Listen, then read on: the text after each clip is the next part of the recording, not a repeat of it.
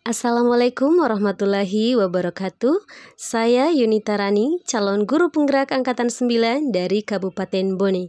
Saya akan menyajikan hasil aksi nyata modul 1.4 tentang diseminasi budaya positif. Berikut tayangannya.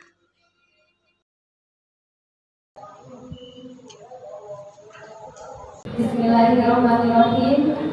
Yang terhormat Bapak Kepala IPB SMP Negeri Bone, yang terhormat Bapak Wakil Kepala Sekolah IPB SMP Negeri Bone, yang saya hormati dan saya banggakan teman-teman rekan guru SMP Negeri Bone. Assalamualaikum warahmatullahi wabarakatuh. Waalaikumsalam warahmatullahi wabarakatuh. Oke, baik. Di sini saya akan memaparkan atau melakukan diseminasi pemahaman dan penerapan pengalaman tentang budaya positif. Ini sebagai penguatan atau sebagai salah satu tuntutan yang harus saya lakukan untuk memenuhi tugas saya sebagai calon guru penggerak Angkatan 9. Lanjut. Nah, sebelumnya saya tidak menampilkan ini untuk Bapak Ibu sekalian mengenali siapa yang Bapak Ibu sekalian kenali di atas. Saya hanya ingin memperkenalkan orang-orang yang memiliki peran besar terhadap program atau pendidikan yang saat ini sedang saya jalani. Perkenalkan, nama fasilitator saya Ibu Herlin Febrianti. Dia berasal dari Makassar. Dia merupakan dosen Universitas Negeri Makassar. Dan saya sendiri. Selanjutnya ada Bapak Kepala Sekolah kita, Bapak Dr. Andes Mas Bahardin, dan Ibu pengajar praktis saya, Ibu Haja Dewi Yasmin. Dan tak lupa adalah keluarga besar PT SMP Negeri Bone yang selama ini bersama saya dengan dukungannya yang luar biasa. Sebelum saya melanjutkan ke materi, izinkan saya terlebih dahulu untuk flashback sedikit kepada Bapak Ibu sekalian tentang apa itu tujuan pendidikan. Dan kalau kita melihat kenapa harus fotonya Ki Hajar Dewantara, karena Ki Hajar Dewantara seperti yang kita ketahui bahwa ini adalah bapak pendidikan kita. Dan ketika kita kaitkan dengan kurikulum kita sekarang, kurikulum Merdeka, filosofi dari Bapak Ki Hajar Dewantara ini menjadi dasar untuk kurikulum Merdeka. Izinkan saya untuk membaca tujuan pendidikan menurut Ki Hajar Bapak Dewantara. Menuntun segala kodrat yang ada pada anak agar mereka mencapai keselamatan dan kebahagiaan yang setinggi-tingginya, baik sebagai manusia dan anggota masyarakat. Nah, ini beberapa filosofi pendidikan Ki Hajar Dewantara yang dijadikan dasar pada kurikulum Merdeka. Yang pertama itu dia mengatakan bahwa semua anak terlahir dengan bakatnya masing-masing. Ini artinya apa? Berarti peserta didik kita memiliki potensi yang berbeda satu sama lain. Untuk itu, tugas kita sebagai guru untuk dapat mengcover keseluruhan dari potensi peserta didik yang berbeda-beda karakteristiknya, untuk dapat kita cover menjadi satu pembelajaran yang mungkin nanti akan saya jelaskan jauh ke poin kelima. Lanjut poin kedua, tugas guru menuntun bakat tersebut agar anak tumbuh dengan selamat dan bahagia. Yang ketiga, guru ibarat petani seperti diilustrasikan pada gambar di atas, dan anak ibarat biji jagung. Di sini dapat diartikan bahwa petani itu tidak bisa merubah biji apa yang dia tanam atau dia semai. Dia hanya bisa memberikan treatment atau apa yang dia lakukan agar tanaman yang dia semai itu bisa bertumbuh menjadi tanaman yang unggul. Seperti itulah juga kita sebagai guru, bagaimana cara kita untuk dapat mengembangkan potensi yang ada pada diri anak didik kita menjadi potensi yang maksimal. Kita tidak bisa menuntut anak didik kita dengan karakter A untuk menjadi B. Misalnya ketika kita memaksakan burung untuk berenang dan ketika kita memaksakan ikan untuk terbang. Mungkin ilustrasinya seperti itu Bapak Ibu sekalian. Selanjutnya, kodrat alam dan kodrat sama. Yang selanjutnya yang kelima, pendidikan berpihak pada murid. Nah, ini tadi yang sempat disinggung-singgung oleh Bapak Kepala Sekolah dan Ibu Hanata bahwa ada yang namanya pembelajaran berdiferensiasi Bapak Ibu. Pembelajaran berdiferensiasi ini titik tolaknya atau tolak ukurnya ada pada keberpihakan murid. Bagaimana kita memberikan treatment kepada mereka untuk bisa mengembangkan potensi yang ada pada diri mereka masing-masing. Jadi kita tidak bisa memberikan treatment yang sama kepada orang yang berbeda karena masing-masing peserta didik itu memiliki karakteristik dan keunikannya masing-masing. Oke, sebelum saya masuk ke inti materi kita, saya ingin bertanya dulu kira-kira selama ini strategi apa yang kita terapkan untuk menanamkan disiplin pada murid-murid kita yang selama ini kita lakukan di sekolah. Siapa tahu mungkin ada contoh-contohnya yang sering kita laksanakan di kelas. Ibu Hana mungkin ada contohnya.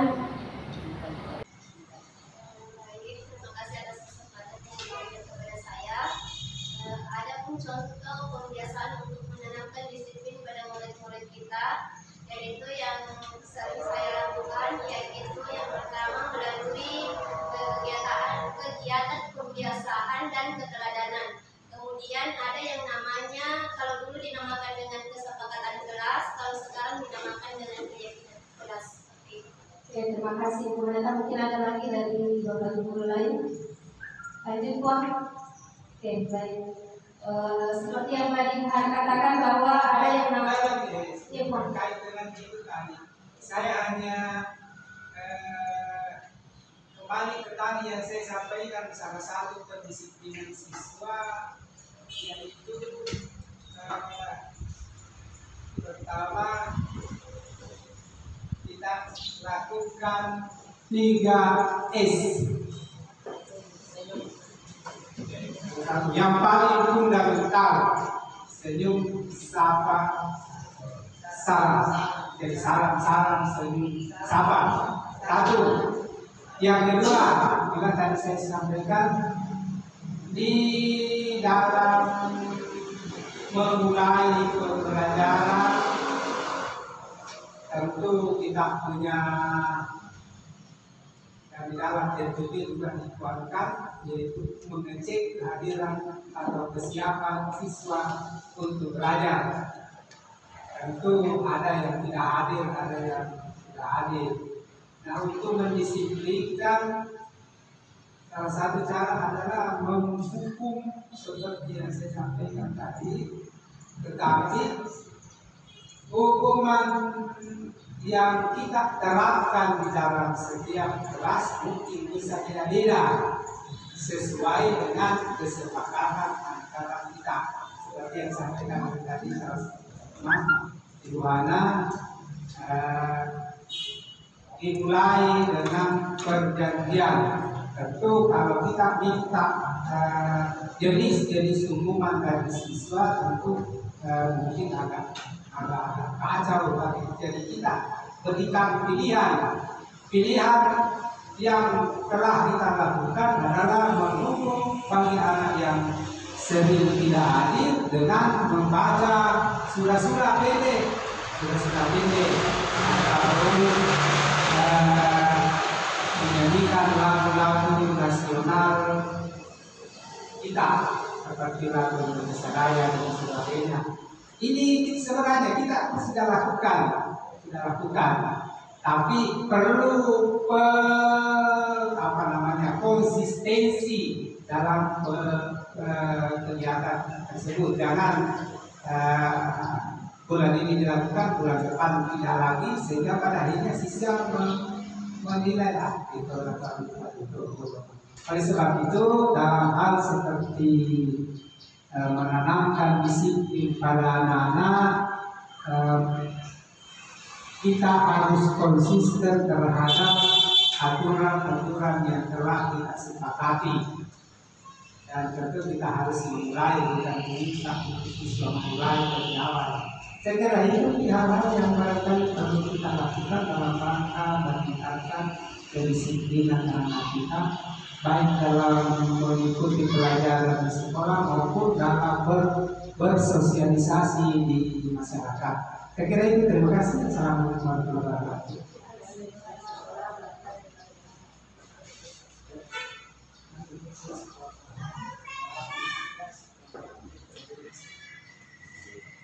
Terima kasih Pon, saya kira pertanyaan pengantin yang hadir di depan kita ini sudah terjawab mewakili dari jawaban Ibu Hana dan Bapak Kepala Sekolah. Saya lanjut saja materi. Nah, pengertian budaya positif.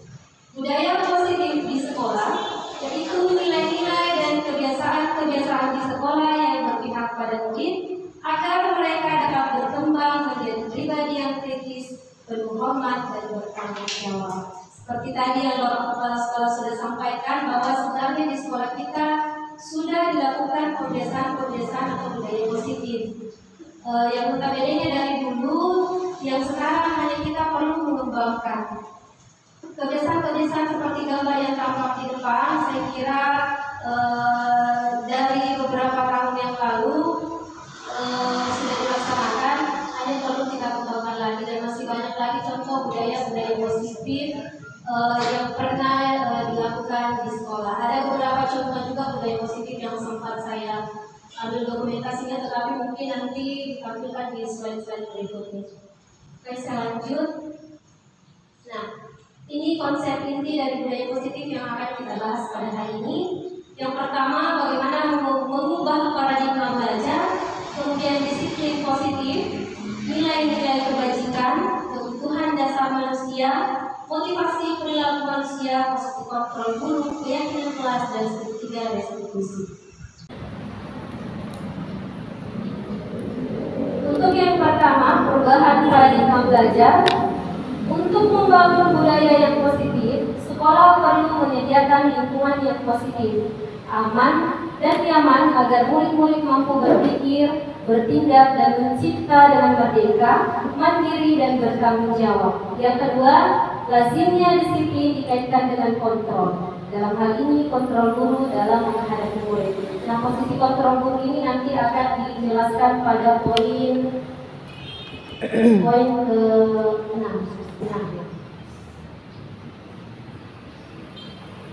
Nah, inilah bagian perubahan paradigma stimulus respon ke pendekatan teori kontrol.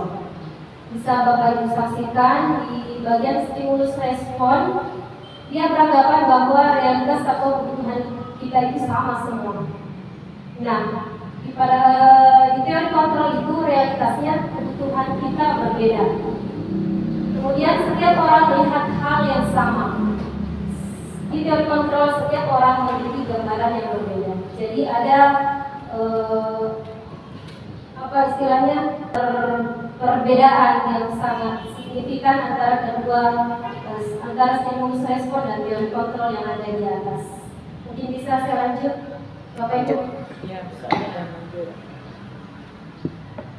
Nah, di sini kita bisa melakukan ilustrasi, bisa kita lakukan di tangan kita. Kira-kira ketika kita adalah A, kita melakukan ilustrasi, cobalah buka.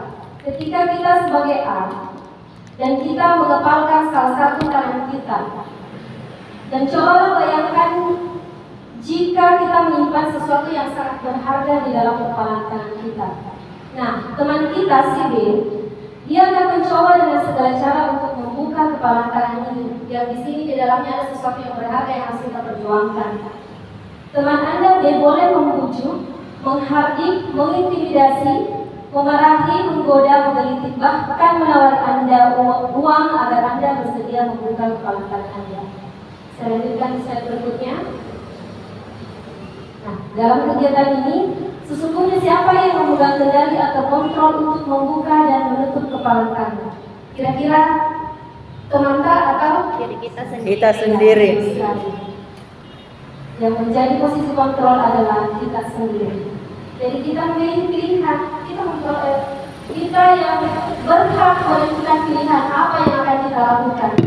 Apakah kita mau dengan sukarela membuka, atau kita mau mempertahankan sesuatu yang sekiranya memang patut diperjuangkan.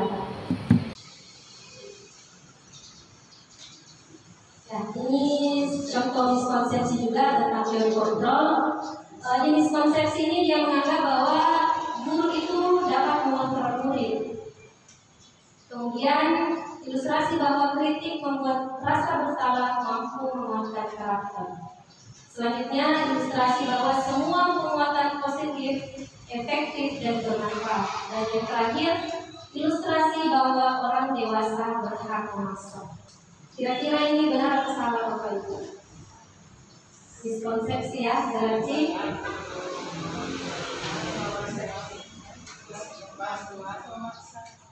masa.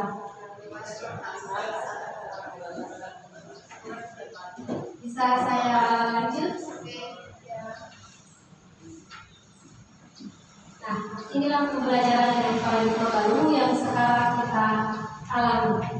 Pembelajaran dengan paradigma baru merupakan pembelajaran yang dirancang berdasarkan prinsip pembelajaran berdiferensiasi, sehingga para peserta didik dapat belajar sesuai kebutuhannya untuk dapat mewujudkan profil pelajar Pancasila. Profil pelajar Pancasila kita sama-sama sudah hafal ya. Yang pertama, beriman dan bertakwa pada Tuhan Yang Maha Esa dan berhak mulia. Kemudian berpendidikan global, gotong royong, mandiri, kreatif dan berpartisipasi. Saya kira kita semua sudah hafal betul lagunya pulang.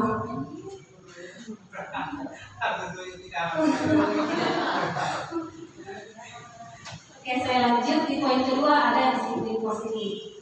Disiplin itu sendiri berasal dari kata disiplina yang artinya belajar. Disiplin mengacu pada disiplin diri yang memiliki tanggung jawab terhadap apa yang dilakukannya berdasarkan nilai-nilai yang diyakini.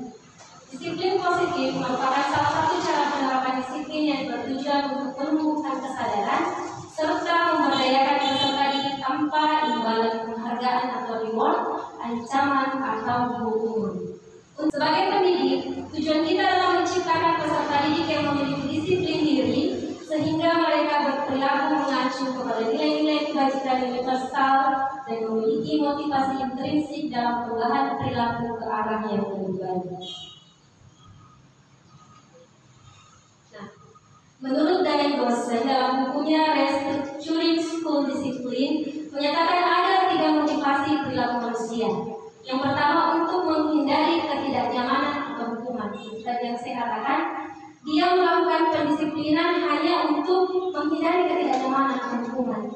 Jadi dia melakukan sesuatu pendisiplinan hanya karena tidak mau dihukum atau merasa tidak enak pada pihak-pihak tertentu. Yang poin yang kedua, untuk mendapatkan imbalan atau penghargaan dari orang lain. Berarti ini ada yang memiliki sesuatu.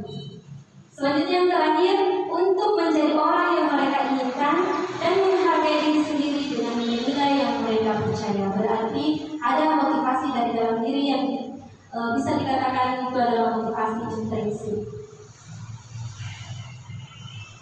Selanjutnya saya akan memutar sebuah video yang mungkin akan mensimulasikan tentang disiplin positif.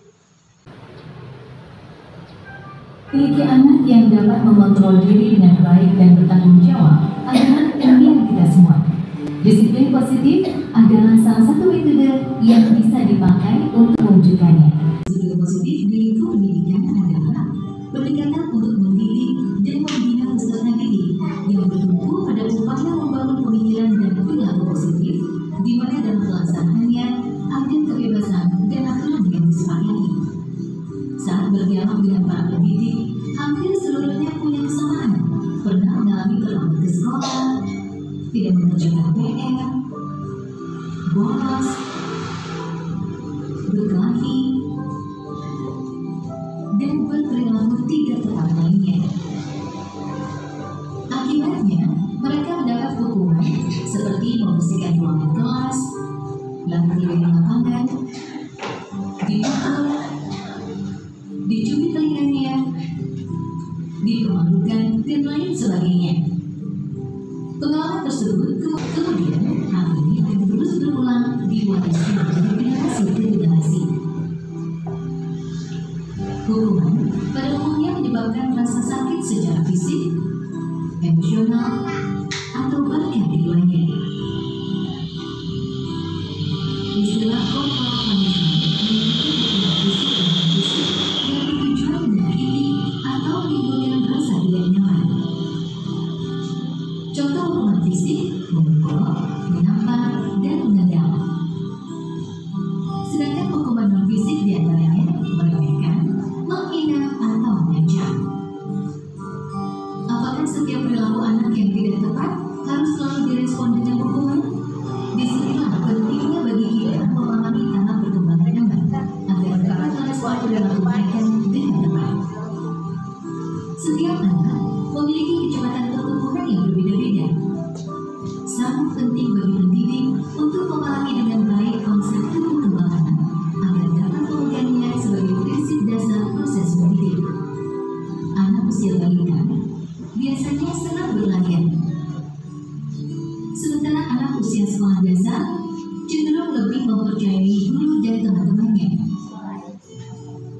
Kemudian anak SMP yang ada di masa pubertas sedang mencoba hal baru dan sedang mengembangkan identitasnya. Apa yang dilihat dan didengar secara terus-menerus akan menjadi keyakinan bagi mereka dan sekaligus membentuk ekspresi serta perilakunya. Lalu, bagaimana mengatasi konflik ketika perilaku anak tidak sesuai dengan harapan orang dewasa? Konsekuensi logis di dalam disiplin positiflah jawabannya. Konsekuensi logis adalah konsep paling dasar dalam logika. Dalam pendidikan, konsekuensi logis fokus pada solusi. Anak akan diajari menaati aturan atas dasar kesadaran dan tanggung jawab. Anak juga mendapat penjelasan mengenai konsekuensi tindakan dan empati. Ada 2 syarat kondisi dan 4 prinsip dalam penerapan konsekuensi logis. 2 syarat kondisinya yaitu membangun koneksi sebelum mengoreksi perilaku dan selalu bertanya bukan menasehati. Kemudian 4 prinsipnya adalah 1. Beralasan, 2. Berkaitan, 3. Menghargai, 4. Membantu. Dengan arahan konsekuensi logis ini, pendidik tetap harus secara konsisten memberi dukungan yang positif kepada peserta didik. Merasakan pujian dan cinta dari orang lain seperti guru, orang tua, dan teman-teman membuat anak terdorong untuk berperilaku baik dan positif. Kalimat seperti, "Saya telah melihat kerja kerasmu. Saya percaya bahwa kamu dapat melakukan yang lebih baik ke depannya." Semangat seperti itu tentu akan sangat berarti bagi mereka. Beberapa hal yang perlu diperhatikan saat memberikan dorongan positif diantaranya, mata dan nada suara kita sangat penting dalam menyampaikan pesan. Hindari membandingkan anak, fokuslah pada kekuatan dan perilaku positif mereka, dan ajaklah anak untuk melihat kesalahan sebagai salah satu proses belajar. Beberapa prinsip dasar dapat digunakan dalam pelaksanaan disiplin positif sehari-hari. Di antaranya yaitu, pastikan kita selalu mendengarkan sebelum memberikan pendapat atau keputusan. Bedakan antara perilaku dengan kepribadian anak. Kembangkan rasa saling menghargai. Jangan sungkan memberikan dorongan atau pujian. Dan pastinya, gunakan konsekuensi logis dalam mengatasi perilaku anak. Semua upaya yang kita lakukan bertujuan untuk membuat lingkungan berkembang dan belajar yang inklusif, aman, dan nyaman bagi anak. Situasi kondusif diharapkan dapat mendorong mereka mencapai prestasi yang setinggi-tingginya. Pendekatan disiplin positif sejauh ini telah menjadi metode yang mendukung agar anak dapat bertumbuh sesuai dengan potensinya dan membuat mereka dengan penuh kesadaran mengerti mau bertanggung jawab atas pilihannya. Oke, saya lanjut di poin ketiga ada nilai-nilai kebajikan. Di sini ada beberapa konsep nilai-nilai kebajikan berdasarkan 6 komponen. Yang pertama profil pelajar Pancasila, IDO Primary Years Program atau PYP, dan 9 pilar karakter. Lanjut keterampilan hidup atau life skill. Selanjutnya the 7 essential virtues atau body moral intelligence. Dan yang terakhir the virtues project atau proyek nilai-nilai kebajikan. Mungkin saya tampilkan saja Bapak Ibu karena hampir-hampir mirip. Ini salah satu contoh bentuk kalimat yang berupa peraturan dan kalimat yang merupakan keyakinan kelas atau nilai kebajikan yang dituju. Untuk keyakinan kelas sendiri, saya nanti akan memperlihatkan tayangan video lagi ketika saya dan peserta didik membuat keyakinan kelas di kelas 8B.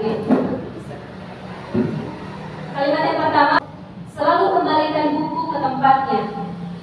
Bahasa dalam keyakinan kelas itu adalah tanggung jawab.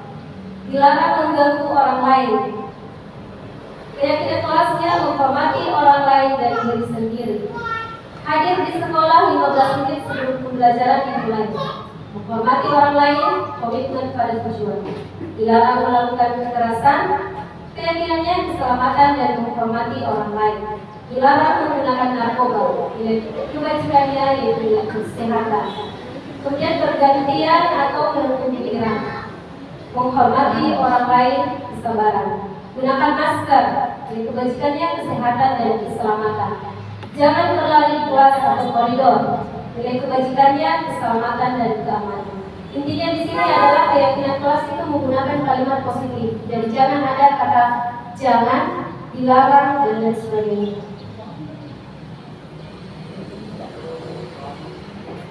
Saya masuk ke poin kebutuhan dasar manusia. Kebutuhan dasar manusia adalah segala sesuatu yang kita lakukan untuk mendapatkan apa yang kita inginkan. Seluruh tindakan yang kita lakukan memiliki tujuan tertentu dan semua usaha terbaik yang kita lakukan adalah dalam rangka agar kebutuhan dasar kita terpenuhi dengan baik. Nah, 5 kebutuhan dasar manusia di sini adalah yang pertama, bertahan hidup. Makanan, pakaian, tempat tinggal, keamanan dan kesehatan.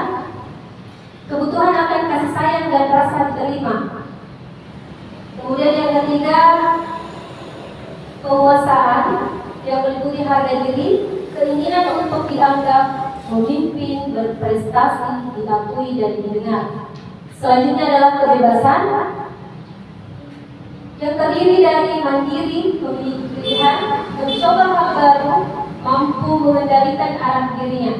Dan yang terakhir adalah kesenangan terkait dengan hobi, bermain, humor, antusiasme dan tertawa. Lanjut di poin kelima. Teori motivasi perilaku manusia. Di sini ada 3. Ini tadi terkait dengan materi disiplin positif. Yang pertama, untuk menghindari ketidaknyamanan atau lingkungan. Di sini kalimatnya, apa yang akan terjadi apabila saya tidak melakukannya? Ini merupakan motivasi dari luar. Artinya ada sesuatu yang menjadi alasan mengapa dia melakukan itu, bukan sesuatu yang muncul dari dalam dirinya sendiri. Yang kedua, untuk mendapatkan imbalan dari orang lain atau institusi. Contoh kalimatnya, apa yang akan saya dapatkan apabila saya melakukannya? Ini juga sama, motivasi eksternal, karena ada ingin sesuatu, ada cita-cita tertentu. Yang ketiga, untuk menghargai diri sendiri, menjadi insan sesuai harapan kita. Kalimatnya, saya akan menjadi orang yang seperti apa bila saya melakukannya. Inilah salah satu contoh motivasi internal yang merupakan tujuan dari disiplin positif. Nah, ini posisi kontrol dulu. Ini yang mungkin menurut saya sangat krusial juga, dan dengan materi ini kita bisa sama-sama berefleksi. Kira-kira saya berada di posisi kontrol yang mana?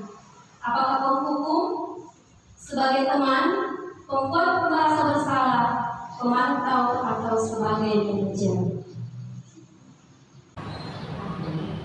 Ini salah satu contoh penerapan 5 posisi kontrol dulu dengan kasus peserta didik tidak menggunakan atribut lengkap saat upacara. Nah, ketika saya sebagai penghukum, saya akan menyuruh peserta didik tersebut untuk hormat bendera selama 1 jam. Tetapi ketika saya menjadi seorang pembuat merasa bersalah, saya mengatakan seperti ini. Berapa kali aku harus memberitahu kamu? Kamu selalu saja mengecewakan saya. Dengan mendengar kalimat tersebut, pasti peserta didik merasa tidak enak atau merasa bersalah. Selanjutnya, posisi teman. Ayo dong ikuti aturan sekolah, tolong bantu ibu ya sekali ini. Ya sudah, tidak apa-apa, lain kali jangan berbuat seperti ini ya. Kita seolah-olah akrab dengan peserta didik. Selanjutnya, sebagai pemantau. Ketika saya menjadi seorang pemantau, saya akan mengatakan, kamu sudah melanggar peraturan sekolah. Kamu tahu konsekuensinya? Setelah upacara, kamu beri atributnya di koperasi dan jangan diulang lagi. Ketika saya sebagai manajer, yang akan saya lakukan adalah saya mengatakan, apakah kamu tahu kesalahanmu? Kira-kira bagaimana kamu memperbaiki kesalahan? Nah, dari penjelasan yang baru tadi saya paparkan terkait dengan 5 posisi kontrol, kita sedikit bisa merefleksi kira-kira posisi kontrol yang mana yang selama ini kita lakukan. Saya akan membagikan sticky notes Bapak Ibu sekalian. Bapak Ibu bisa menuliskan posisi kontrol favoritnya.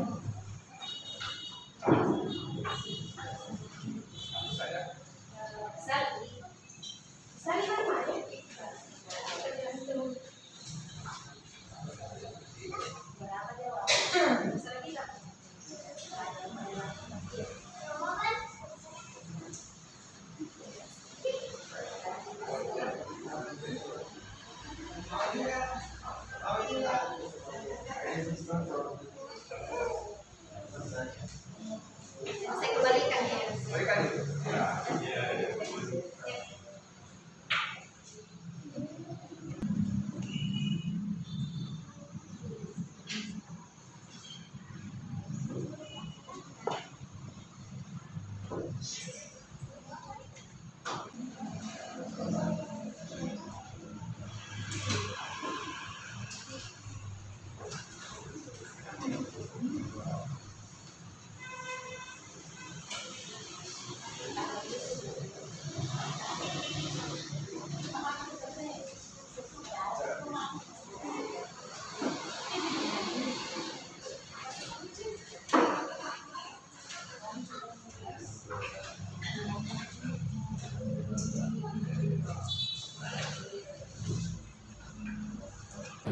Oke, jadi dari jawaban Bapak Ibu sekalian, saya akan coba bacakan. Ada yang sebagai penghukum, pembuat merasa bersalah dan manajer. Ada yang sebagai teman. Ada yang sebagai pembuat merasa bersalah, teman, pemantau dan manajer, teman dan manajer, pemantau, teman dan manajer, pemantau dan teman, temuan, pembuat merasa bersalah dan pemantau, teman manajer, teman manajer, teman pemantau dan pembuat merasa bersalah. Jadi dari semua jawaban yang Bapak Ibu sekalian sudah tuliskan di sticky notes ini, saya menyimpulkan bahwa semua posisi kontrol guru ini sudah pernah kita lakukan. Mungkin pada saat itu kita memposisikan seperti apa kondisi yang terjadi, kita menyesuaikan kita mau seperti apa. Kalau saya pribadi, Bapak Ibu selama ini yang saya lakukan adalah sebagai teman dan pembuat merasa bersalah. Ya, mungkin kita bisa berefleksi dari penjelasan yang ada di atas. Di sini ada 2 identitas Bapak Ibu. Ada pada motivasi eksternal ada identitas gagal, dan pada motivasi intrinsik ada identitas sukses. Kita bisa lihat yang termasuk identitas gagal itu posisi kontrol yang mana, dan yang termasuk identitas sukses itu ada di posisi kontrol yang mana.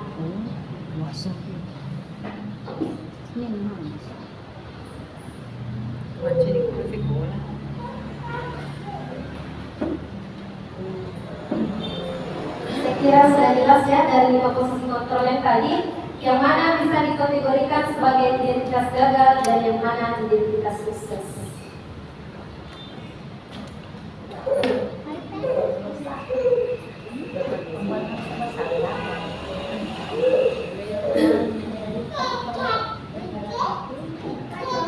Yang selanjutnya adalah keyakinan kelas. Sebelum kita lanjut ke materi, saya mau ice breaking dulu sebentar. Bisa? Oke. Saya tahu Bapak Ibu mohon maaf. Yang sebesar-besarnya karena sudah jam berapa? Ya. Ice breakingnya mungkin sudah banyak orang yang tahu.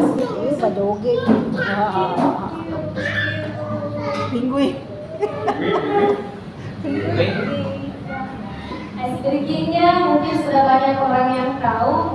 Saya mau Bapak Ibu guru mendengar apa yang Bapak Kepala Sekolah perintahkan. Bisa? Sekarang boleh duduk dulu semua. Siap.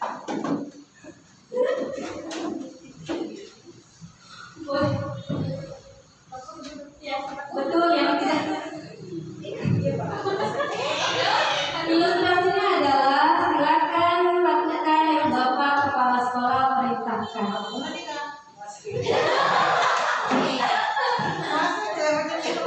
Bapak sendiri dulu. Bapak Kepala Sekolah memerintahkan untuk kita saling memegang pundak orang yang ada di sebelah kita.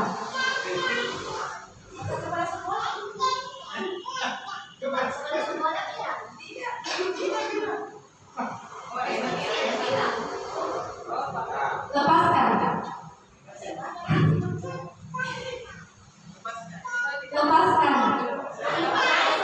Bapak Kepala Sekolah bilang silakan diturunkan tangannya.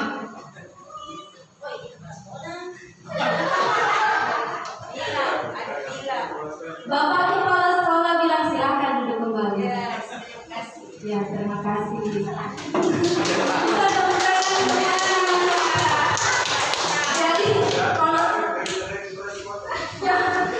Jadi ketika kata awalannya ada kata-kata Bapak Kepala Sekolah menyuruh kita untuk baru kita melakukan. Karena masih ada durasi, saya masih mau satu lagi, tidak bisa lagi bergerak. Ilustrasinya adalah bumi itu bulat. Jika 10 adalah 1, 20 adalah 1, jadi 200 adalah 2. Berapa juga? Tidak? Iya, tidak. Pokoknya jika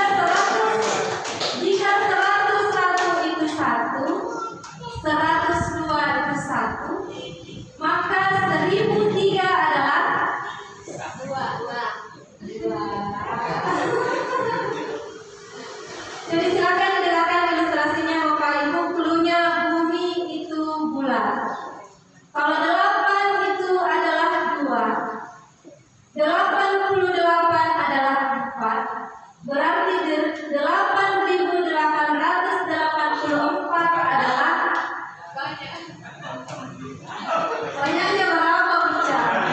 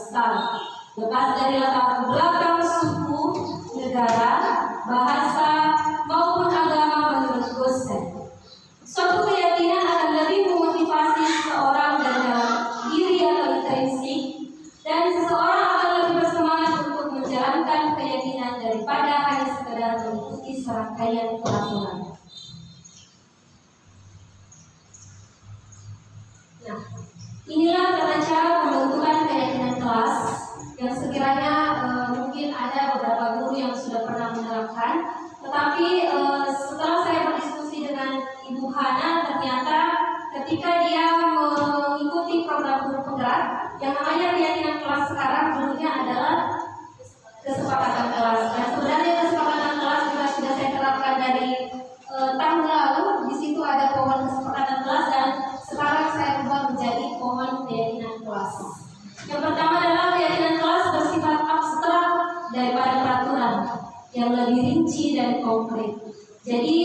keyakinan kelas ini lebih umum. Keyakinan kelas berupa pertanyaan-pertanyaan yang universal. Kemudian pernyataan keyakinan kelas senantiasa dibuat dalam bentuk positif, seperti yang tadi sudah dijelaskan di slide sebelumnya. Selanjutnya, keyakinan kelas hendaknya tidak terlalu banyak, sehingga mudah diingat dan dipahami. Yang kelima, semua warga kelas sebaiknya ikut berkontribusi dalam membuat kegiatan kelas lewat surat pendapat. Dan yang terakhir, bersedia meninjau kembali keyakinan kelas dari waktu ke waktu. Ini saya akan memutarkan sebuah video.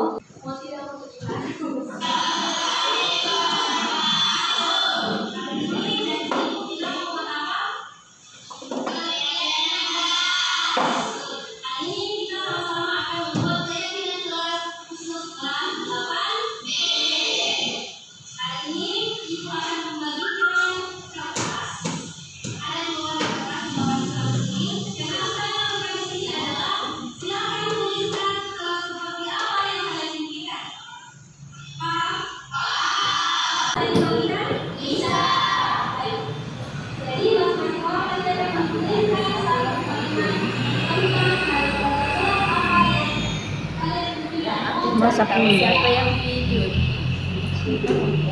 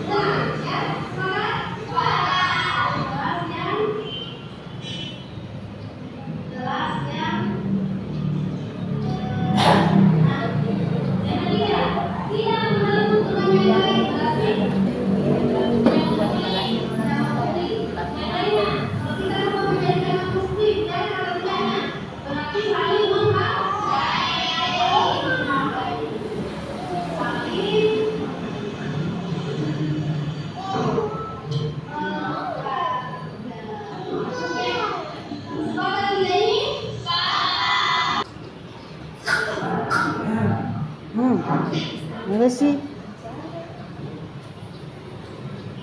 Oke, jadi dengan pertanyaan ibu dan kenawalannya sebagai pemakai kalian, ibu menyatakan keyakinan kelas umum kita adalah sah.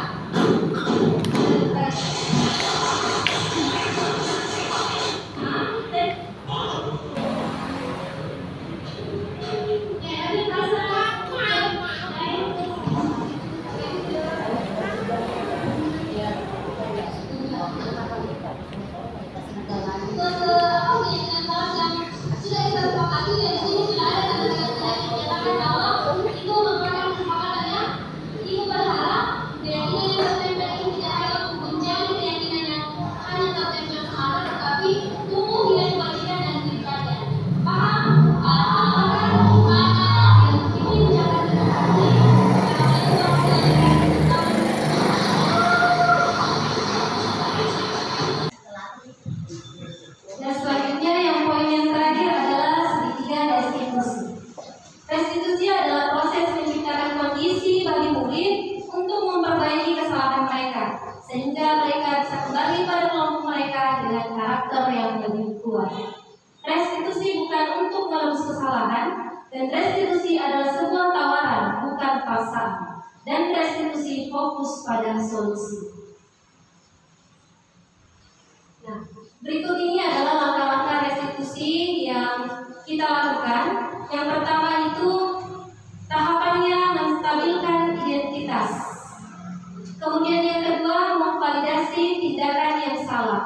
Dan yang ketiga adalah menanyakan keyakinan. Di tahapan menstabilkan identitas di sini kita mencoba untuk mengembalikan yang awalnya siswa kita takut ketika menghadap kepada kita kembalikan semangatnya. Kita kembalikan bahwa segala sesuatu itu pasti terdiri atas dua sisi. Ada yang salah dan ada yang benar. Dan setiap manusia itu pasti pernah melakukan kesalahan. Selanjutnya adalah validasi tindakan yang salah. Pada tahap validasi tindakan yang salah, di sini kita meminta kepada peserta didik untuk memberikan misalnya adakah cara yang lebih efektif untuk mendapatkan apa yang kamu butuhkan. Kamu tentu punya alasan mengapa melakukan hal ini. Kemudian yang terakhir adalah menanyakan keyakinan. Kita bisa kembalikan ke keyakinan kelas yang sudah disepakati sebelumnya. Kira-kira bentuk keyakinan apa yang dia langgar. Kemudian setelah itu ketika dia sudah menyadari, kita menanyakan kembali, kamu ingin menjadi orang yang seperti apa atau solusi apa yang akan kamu lakukan untuk memperbaiki kesalahan yang telah dilakukan. Lagi-lagi saya akan memperlihatkan karya peserta didik kita dari SMP Negeri Wakapone. Saya sangat salut. Terima kasih untuk guru-guru bahasa Indonesianya karena jujur skenario ini saya kasih untuk Siska tag-nya hanya 1 kali dan Andini tag-nya 2 kali. Berarti kita bisa di sini kita bisa simpulkan bahwa kemampuan berliterasi peserta didik kita termasuk luar biasa. Ada 2 skenario permasalahan yang saya bahas, yaitu tentang Siska yang sering terlambat dan mengantuk di dalam kelas, dan Andini yang bermain handphone di kelas saat jam pelajaran. Berikut kasus pertama. Siska merupakan siswi kelas 8B SMP Negeri Wakapone, dan Siska adalah salah satu siswi yang berprestasi. Namun beberapa hari ini dia tampak berbeda dari biasanya. Saya merasa ada hal yang aneh karena ada laporan guru yang mengatakan bahwa Siska sudah hampir seminggu datang terlambat dan selalu mengantuk ketika di dalam kelas. Saya sebagai wali kelas, Siska harus bisa mengetahui dan memecahkan permasalahan yang Siska hadapi melalui segitiga restitusi. Berikut contoh kasusnya.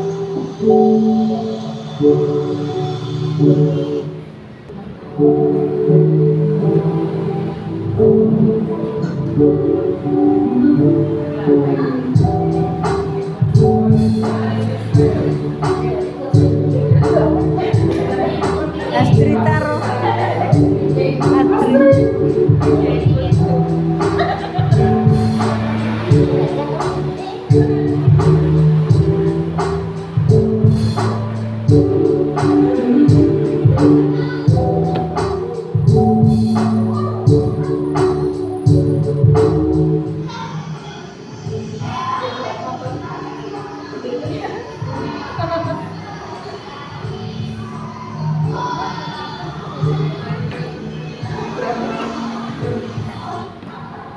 Selanjutnya adalah penerapan segitiga restitusi.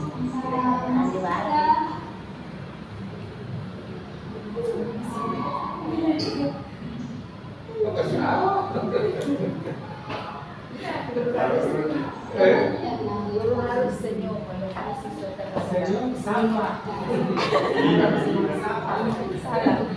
Kalau wajahnya terus.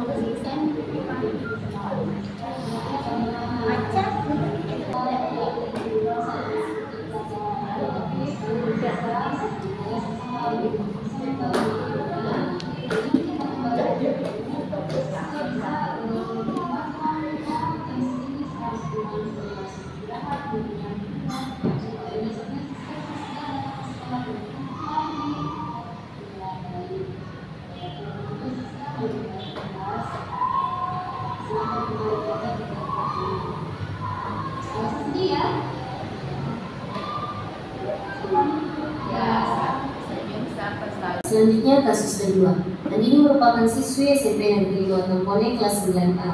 Pada saat jam pelajaran, saya yang sedang mengajar prakarya di kelas 6 mendapat yang diri sedang menggunakan handphone saat jam pelajaran. Dia tertawa-tawa saat teman-temannya yang lain sedang sibuk membuat desain kerajinan yang akan mereka buat. Sebagai guru mapel, saya harus bisa menyelesaikan permasalahan ini dengan menggunakan segitiga restitusi. Berikut kasusnya.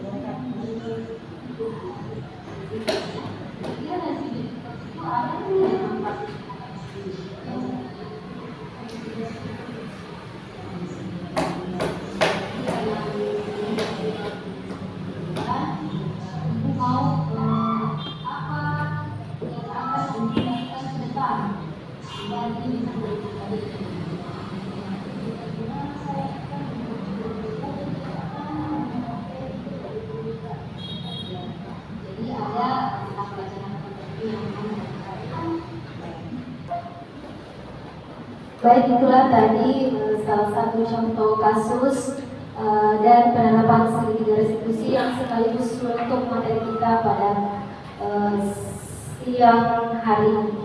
Dan jadi untuk itu terima kasih atas perhatian dari Bapak Ibu guru sekalian. Saya ucapkan banyak-banyak dan beribu-ribu rasa terima kasih yang tidak bisa saya ungkapkan dengan kata-kata lagi. Semoga segala kebaikan Bapak Ibu yang hadir pada hari ini dibalas beribu-ribu kebaikan oleh Allah Subhanahu wa taala. Amin.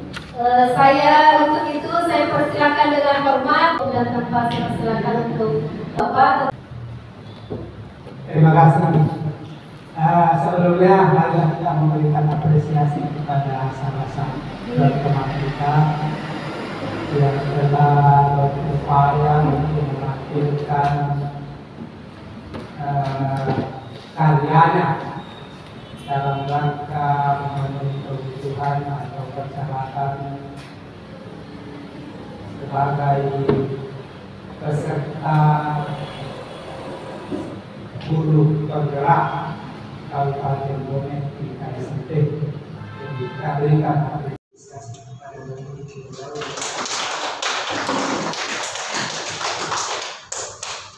Bapak-bapak dan ibu-ibu serta ibu kita yang saya hormati, kita tidak perlu lagi ragu. Salah satu teman kita telah menunjukkan kebolehannya dalam hal bagaimana menyelesaikan masalah-masalah yang mungkin timbul dan yang telah timbul di sekolah kita terkait dengan budaya sekolah, budaya positif di sekolah kita. Sekali lagi mengucapkan terima kasih. Dari paparan tersebut tentu kita punya wawasan bertambah lagi. Kalau tadinya kita menyelesaikan masalah tanpa mendiagnostik apa masalahnya, kenapa dan seterusnya, lalu selanjutnya memberi solusi dalam hal menyelesaikan masalahnya, tentu hal ini tidak akan selesai, selalu saja berulang dan seterusnya. Dengan materi tadi kita sudah mempunyai referensi untuk menyelesaikan atau menerapkan budaya-budaya positif di sekolah. Dan saya berharap kepada teman-teman, marilah kita jadikan contoh-contoh tadi sebagai langkah dasar mengurangi disiplin menerima komponen lebih baik lagi. Saya kira itulah kata-kata apresiasi saya terhadap teman kita. Mudah-mudahan ke depan nanti bukan hanya Ibu Dika yang bisa ikut seperti itu, tapi teman-teman yang lain masih banyak yang berpotensi. Ada Ibu Sustiani semula, Ibu mudah-mudahan Ibu Ica tetap di sini dan seterusnya. Dan kemudian Ibu Asma, insyaallah menyusul Ibu Nurbaya dan long life education. Tidak ada. Jadi saya kira seperti itu. Kalau misalnya dipensiunkan, bisa jadi cara lain. Pemerintah tasaka tadi saya sampaikan, pensiun tasaka jangan sampai kita berhenti lagi memberikan masukan-masukan kepada sekolah-sekolah kita. Insyaallah kita tetap sepanjang kita masih sehat dan baik. Saya kira itu hal-hal yang saya sampaikan. Terima kasih sekali lagi. Kita semua doakan agar apa yang diikuti oleh Ibu kita selalu berjalan lancar atas tuntunan dan petunjuk Allah Subhanahu wa Ta'ala. Terima kasih. Assalamualaikum warahmatullahi wabarakatuh. Sebelum kita menutup acara kita pada hari ini, masih ada satu agenda. Untuk itu waktu dan tempat saya silakan untuk dihasri untuk mengikuti. Baik, mari kita sama-sama memanjatkan doa kepada Allah Subhanahu wa Ta'ala dalam rangka menutup acara kegiatan aksi nyata di edukasi budaya positif yang dilaksanakan oleh Ibu Yunita Rani, warga SMP 5 Matampole. Dengan ini segenap warga SMP 5 Bapak Guru, Ibu Guru hebat, mari kita sama-sama mendoakan mereka agar semua lancar dan sukses selalu. Al-Fatihah. Bismillahirrahmanirrahim. Alhamdulillahirabbil alamin. Arrahmanirrahim. Maliki yaumiddin. Iyyaka na'budu wa iyyaka nasta'in. Ihdinas siratal mustaqim. Siratal ladzina an'amta 'alaihim ghairil maghdubi 'alaihim waladdallin. Terima kasih.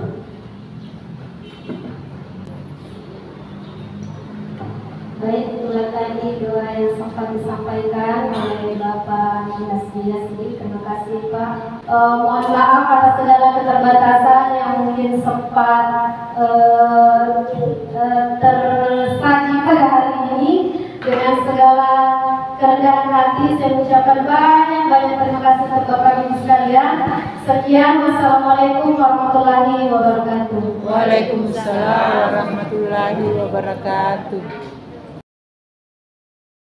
Oke, assalamualaikum warahmatullahi wabarakatuh. Waalaikumsalam warahmatullahi wabarakatuh. Hari ini janji Ibu kita mau buat apa? Keyakinan kelas. Betul. Hari ini kita sama-sama akan membuat keyakinan kelas khusus kelas 8B. Hari ini Ibu akan membagikan kertas. Ada 2 warna kertas, Ibu akan selang-seling. Yang harus kalian lakukan di sini adalah silakan tuliskan kelas seperti apa yang kalian impikan. Paham? Paham. Paham? Paham. Bisa Ibu bagikan? Bisa. Baik. Jadi masing-masing orang nanti akan menuliskan 1 kalimat tentang kelas apa yang kalian impikan. Mau kelas yang seperti apa?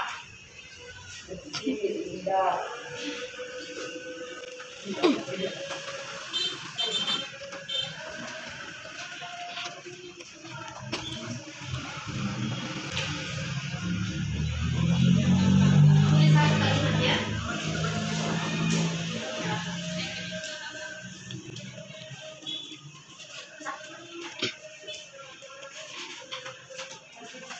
Oke, silakan boleh ditulis sekarang.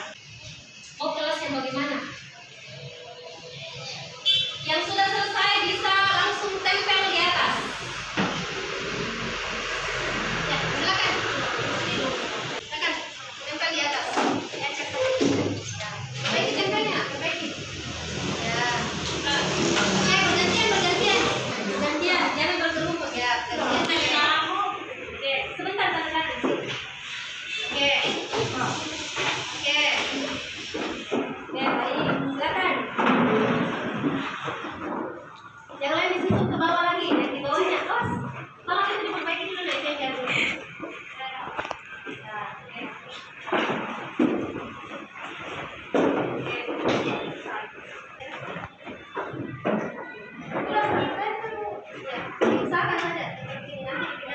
Oke, silakan dulu kembali yang sudah selesai.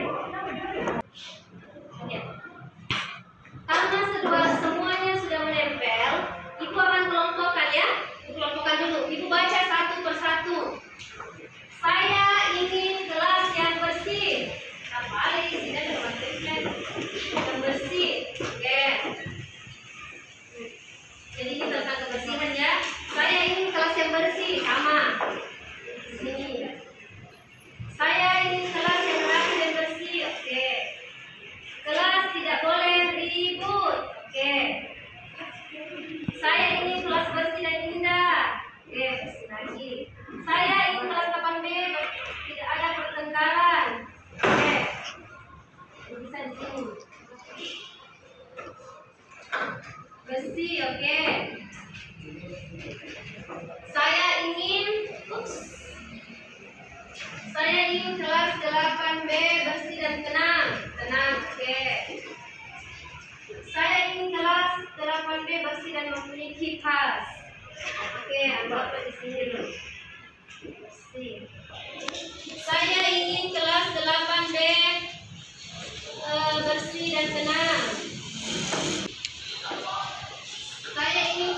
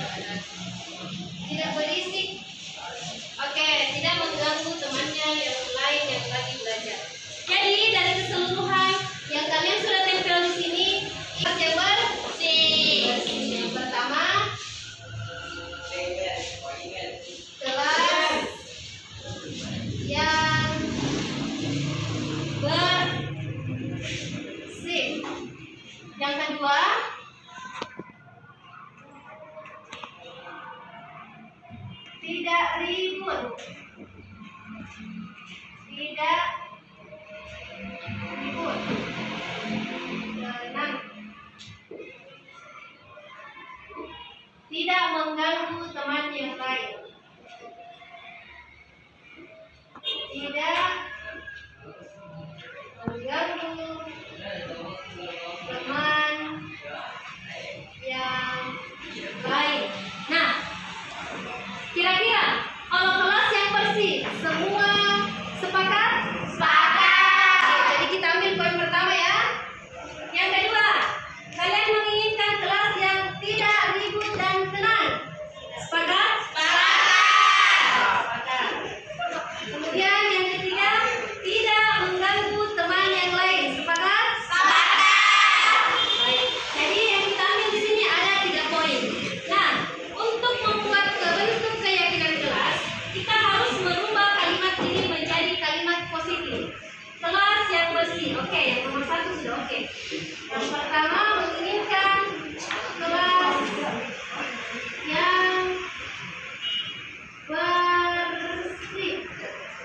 Yang kedua, tidak ribut atau tenang, berarti kelas yang tenang, ya?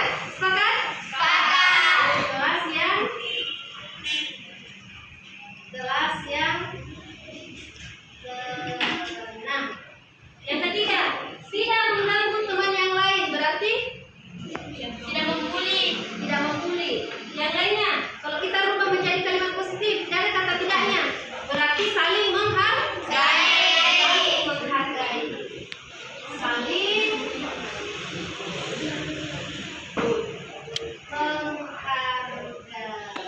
Oke, sepakat 3 ini? Sepakat. Oke.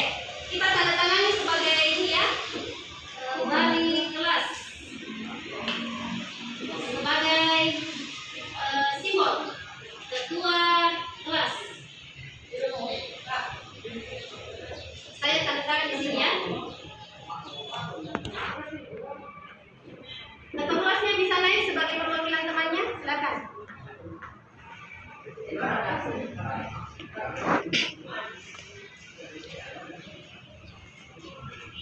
Oke, jadi dengan bertanda tangannya ibu dan ketua kelasnya sebagai pemanggilan kalian, ibu nyatakan keyakinan kelas ini kita anggap sah.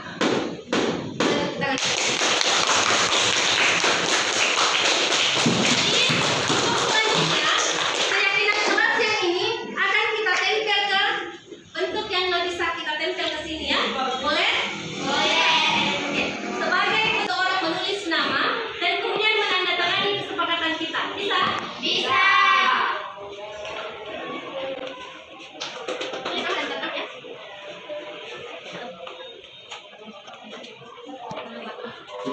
Pas.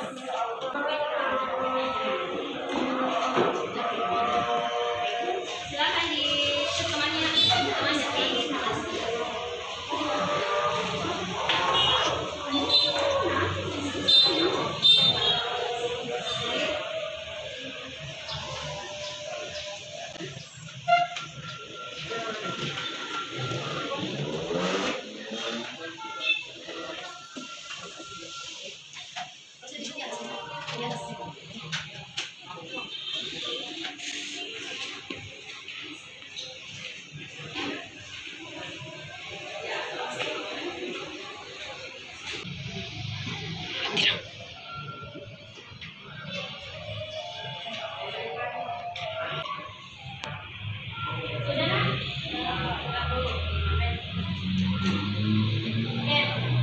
Oke, selanjutnya ibu akan menempel 3 kesepakatan kelas kita yang tadi ke sini ya.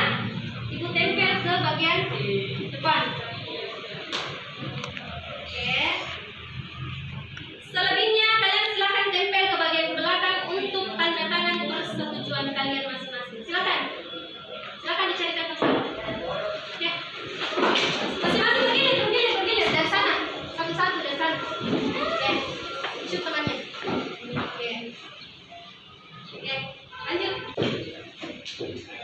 Oke, lanjut Salsa. Yang belum silakan dilanjut. Oke, silakan. Oke, cari nanti.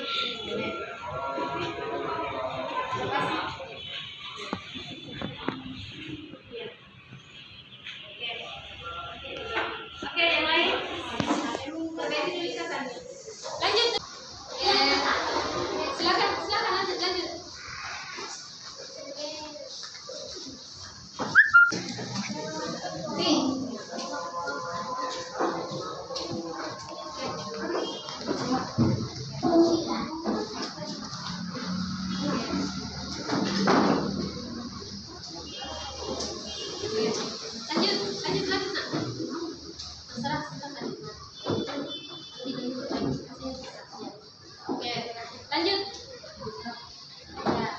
belakang. Ini juga di belakang. Oke.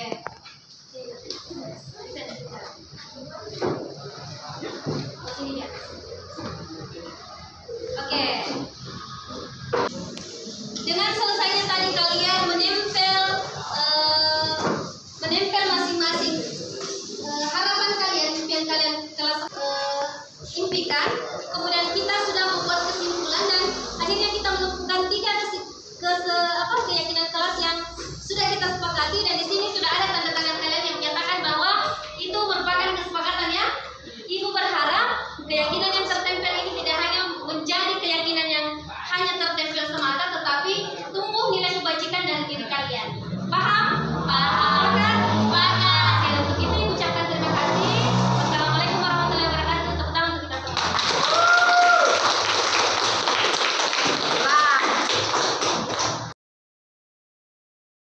Selanjutnya adalah praktik segitiga restitusi. Ada 2 skenario permasalahan yang saya bahas, yaitu tentang Siska yang sering terlambat dan mengantuk di dalam kelas, dan Andini yang bermain handphone di kelas saat jam pelajaran. Berikut kasus pertama. Siska merupakan siswi kelas 8B SMP Negeri 5 Watampone, dan Siska adalah salah satu siswi yang berprestasi. Namun, beberapa hari ini dia tampak berbeda dari biasanya. Saya merasa ada hal yang aneh karena ada laporan guru yang mengatakan bahwa Siska sudah hampir seminggu datang terlambat dan selalu mengantuk ketika di dalam kelas. Saya sebagai wali kelas Siska harus bisa mengetahui dan memecahkan permasalahan yang Siska hadapi melalui segitiga restitusi. Berikut contoh kasus.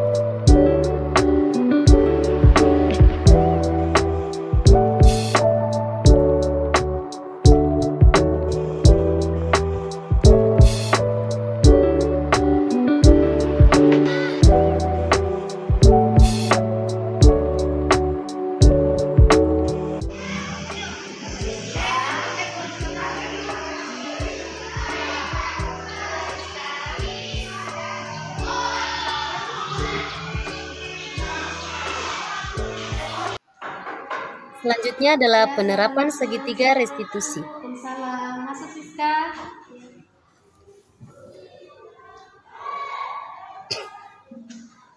Duduk. Siska tahu tidak kenapa Ibu panggil ke sini? Tidak, Bu. Begini Siska, Ibu mendapat laporan dari guru piket dan guru pembelajaran. Katanya tadi Siska datang terlambat dan malah tidur di dalam kelas. Kenapa? Gak usah bersedih Siska. Ibu memanggil Siska ke sini bukan untuk menghakimi Siska. Justru karena Ibu tahu bahwa Siska itu anak yang rajin, selama ini perilakunya di sekolah bagus. Makanya Ibu memanggil Siska ke sini untuk supaya kita sama-sama mencari solusi dari permasalahan Siska. Iya, Bu. Nah, Ibu mau tanya, memangnya Siska punya masalah? Sebenarnya saya selalu begadang, Bu. Kok bisa tiap malam begadang? Memangnya begadang untuk apa? Saya membantu ibu saya menjual makanan sampai larut malam, Bu. Oh, baik. Membantu orang tua itu adalah hal yang mulia, nak. Saya salut sama Siska. Satu hal yang perlu Siska pahami, bahwa meskipun Siska membantu orang tua, Siska juga tidak boleh melupakan sekolahnya Siska. Pembelajarannya harus tetap seperti biasa, ya? Ya, Bu, saya paham. Ya. Selanjutnya untuk itu, untuk memperbaiki kesalahan Siska, kira-kira bagaimana langkah Siska selanjutnya supaya hal tersebut tidak terulang kembali dan Siska bisa menjadi pribadi yang jauh lebih baik?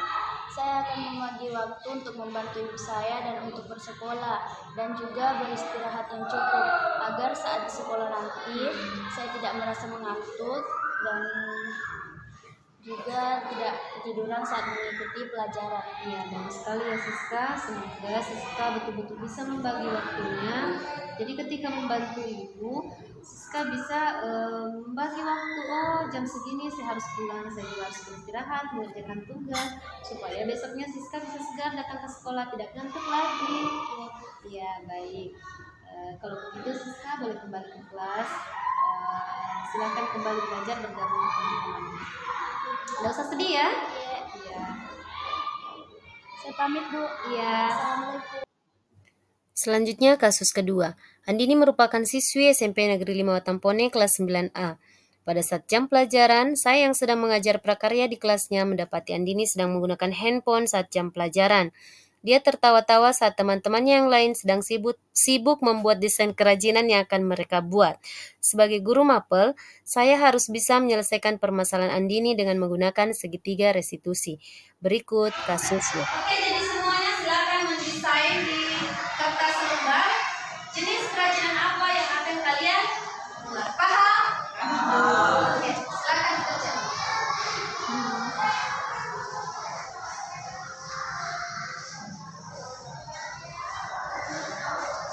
Andini, kenapa tidak mengerjakan?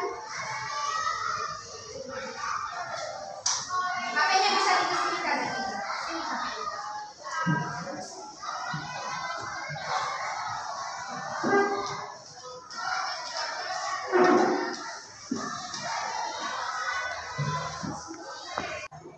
Penerapan segitiga restitusi pada kasus Andini. Tahu, Bu, pasti karena permasalahan yang tadi sebut di kelas. Ya, betul sekali ya. Ibu memanggil Andini ke sini karena Ibu mau kita mencari sama-sama solusi terhadap permasalahan yang tadi terjadi di kelas. Maafkan atas kesalahan saya, Bu. Tidak usah seperti itu, Andini. Tidak usah takut, tidak usah bersedih. Karena Ibu memanggil Andini untuk memberitahu juga bahwa setiap orang itu pasti melakukan kesalahan. Termasuk Ibu, Andini juga seperti itu. Yang terpenting di sini adalah bagaimana caranya Andini supaya menjadi pribadi yang jadi lebih baik ke depan. Ya. Baik, sekarang Ibu mau tanya dulu. Tadi apa yang Andini lakukan terhadap handphone yang Andini gunakan di kelas? Saya menonton video TikTok, Bu. Video TikTok ya. Kira-kira dari video TikTok itu ada tidak manfaatnya terhadap Andini pembelajarannya? Tidak, hanya sekedar hiburan untuk saya. Ya, hanya sekedar hiburan. Jadi karena Andini sendiri menyadari bahwa itu hanya sekedar hiburan, Ibu mau apa yang akan Andini lakukan ke depan sehingga Andini bisa menjadi pribadi yang jauh lebih baik? Kedepannya saya akan lebih fokus untuk belajar dan tidak akan bermain HP jika tidak diperlukan. Iya. Jadi ada mata pelajaran tertentu yang memang membutuhkan HP ya. Andini boleh membawa HP ketika guru mata pelajaran mengizinkan untuk mengoperasikan HP di dalam kelas. Ya, silakan Andini boleh kembali ke kelas. Tidak usah bersedih ya, karena ini adalah proses pembelajaran buat Andini dan juga buat Ibu. Silakan. Selanjutnya tanggapan murid setelah dilakukan restitusi. Assalamualaikum warahmatullahi wabarakatuh. Perkenalkan, nama saya Siska Mulyana dari SMP Negeri 5 Watampone. Tadi saya dipanggil oleh Ibu Yunita karena terlambat datang ke sekolah dan tertidur di dalam kelas. Setelah dilakukannya restitusi, saya merasa sangat lega dan dihargai karena Ibu Yunita tidak marah dan kita sama-sama mencari solusi jalan keluar tentang masalah yang saya hadapi selama ini. Sekian, ucapkan terima kasih. Assalamualaikum warahmatullahi wabarakatuh. Selanjutnya adalah kesimpulan. Menerapkan segitiga restitusi pada permasalahan yang dihadapi peserta didik sesuai kebutuhan dasar mereka dengan menempatkan diri pada posisi kontrol dan sebagai manajer.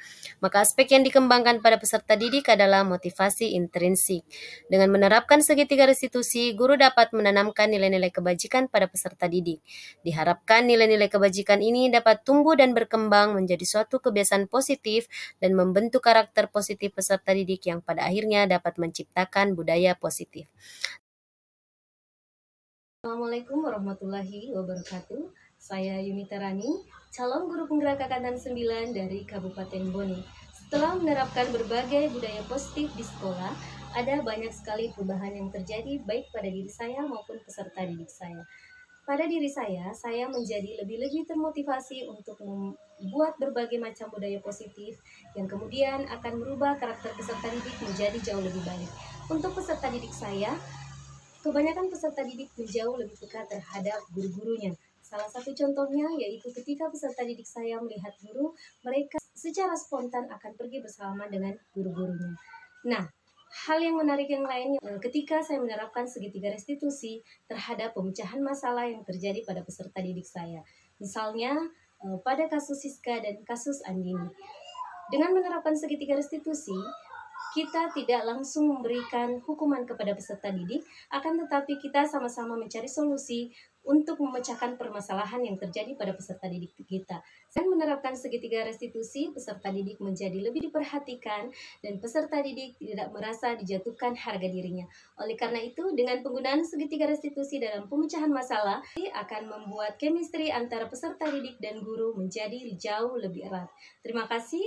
Wassalamualaikum warahmatullahi wabarakatuh.